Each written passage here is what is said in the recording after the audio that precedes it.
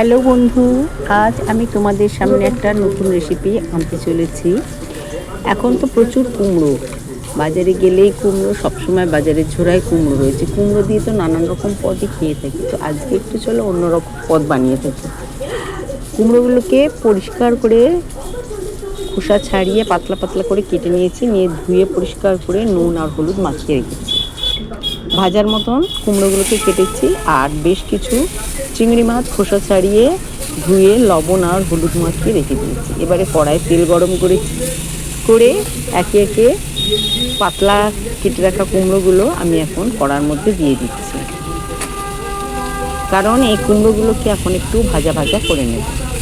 দেখো, মিডিয়াম আছে এগুলোকে আমি ভাজছি, কারণ খুব বেশি হাই ফ্লেম করলে কুমড়োগুলো পুড়ে যাবে, কারণ পাতলা করে কাটা। এখন আমি কুমড়োগুলোকে ভেজে নিচ্ছি। যতগুলো কুমড়ো রান্না করব বলেছিলাম, যে যতগুলো টুকরো ততগুলোই আমি একসঙ্গে দিয়ে দিয়েছি। তো আমি এটা উল্টে পাল্টে ভেজে নিচ্ছি। তোমরা পারলে ঢাকা দিয়েও ভাজতে পারো, কিন্তু ঢাকা দিলে একটু পুড়ে যায়, সেই জন্য দেখতে পাবো না বলে আমি ঢাকা চাপা দিচ্ছি না। আর এদিকে একটা গোটা পেঁয়াজ, কিছু রসুন কোয়া আর দুটো কাঁচা লঙ্কা কেটে রেখেছি। কুমড়ো আমার ভাজা হয়ে গেছে, তুলে নিয়েছি। এবারে আমি কড়ার মধ্যে আবারও তেল দিয়ে দিয়েছি, দিয়ে এবারে যে লবণ আর হলুদ মাখানো, অল্প হলুদ মাখানো চিংড়ি মাছগুলো, সেগুলোকে আমি তুলে দিচ্ছি। এটাও কিন্তু মিডিয়াম আঁচেই ভাজতে হবে, কারণ হাই ফ্লেমে আঁচে ভাজলে চিংড়ি মাছগুলো একটু শক্ত হয়ে যায়, সেই জন্য। এবারে আমি মিডিয়াম আঁচে চিংড়ি মাছগুলোকে হালকা করে ভেজে নিচ্ছি। দেখো, খুব বেশি ভাজলে, লাল করলে কিন্তু শক্ত হয়ে যাবে।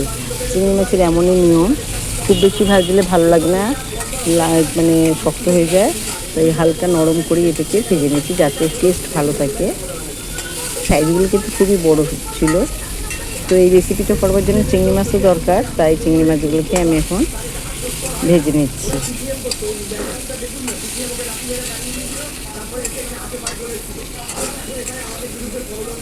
চিংড়ি মাছ সবই প্রায় ভাজা হয়ে গেছে।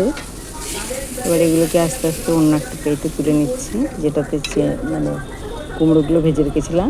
এবারে পেঁয়াজের অর্ধেকটা কুচো করে আমি ভেজে নিচ্ছি, ওই তেলের মধ্যে দিয়ে দিলাম। আর গোটা খোসা ছাড়ানো রসুনগুলো দিয়ে দিলাম, আর দুটো কাঁচা লঙ্কা দিয়ে দিলাম। তোমরা পারলে কিন্তু শুকনো মানে লঙ্কাও দিতে পারো, আমি কিন্তু শুকনো লঙ্কা দিলাম না, এটা শরীরের পক্ষে খুবই ক্ষতি করে, তাই শুকনো লঙ্কা অ্যাভয়েড করলাম। মোটামুটি ভাজা হয়ে এসেছে। আমি সামান্য কালো জিরে দিয়েছিলাম, কিন্তু তোমাদের দেখানোর জন্য আবারও একটু তেল দিয়ে আমি কালো জিরে দেবো আরও খানিকটা, কারণ কালো জিরেটা দিয়ে এই রান্নাটা করলে খুব সুন্দর লাগে। কালো জিরেটা খুব আমাদের স্বাস্থ্যের পক্ষে উপকারী, আর এই বর্ষাকালে মুখের রুচি ফেরাতে, সকলেই জ্বর সর্দি হয়, মুখের রুচি ফেরাতে কালো জিরেটা দিয়ে রান্নাটা করলে খুব ভালো হয়। তো মোটামুটি আমার পেঁয়াজ, কাঁচা লঙ্কা, রসুন, কালো জিরে সব ভাজা হয়ে গেছে। এবারে আমি ওই ভেজে রাখা কুমড়ো এবং চিংড়ির মধ্যে আমি আস্তে আস্তে তুলে দিচ্ছি। দেখো, এইবারে আমি এগুলোকে কি করব, শিলের মধ্যে নিয়ে এগুলোকে আমি বেটে নেব। তোমরা পারলে কিন্তু এটা মিক্সিং গ্রাইন্ডারেও পিষে নিতে পারো, কিন্তু শিলের মধ্যে বাটলে এর টেস্ট একটা আলাদাই লাগে। তো চিংড়ি মাছগুলো দিয়ে আর কুমড়ো, ভেজে রাখা কুমড়োগুলো, ভাজা পেঁয়াজ, কাঁচা লঙ্কা সব ভালো করে এটাকে আমি এখন শিলের মধ্যে পিষে নিচ্ছি। দেখো, খুব মিহি করে বেশ পিষে নেবে।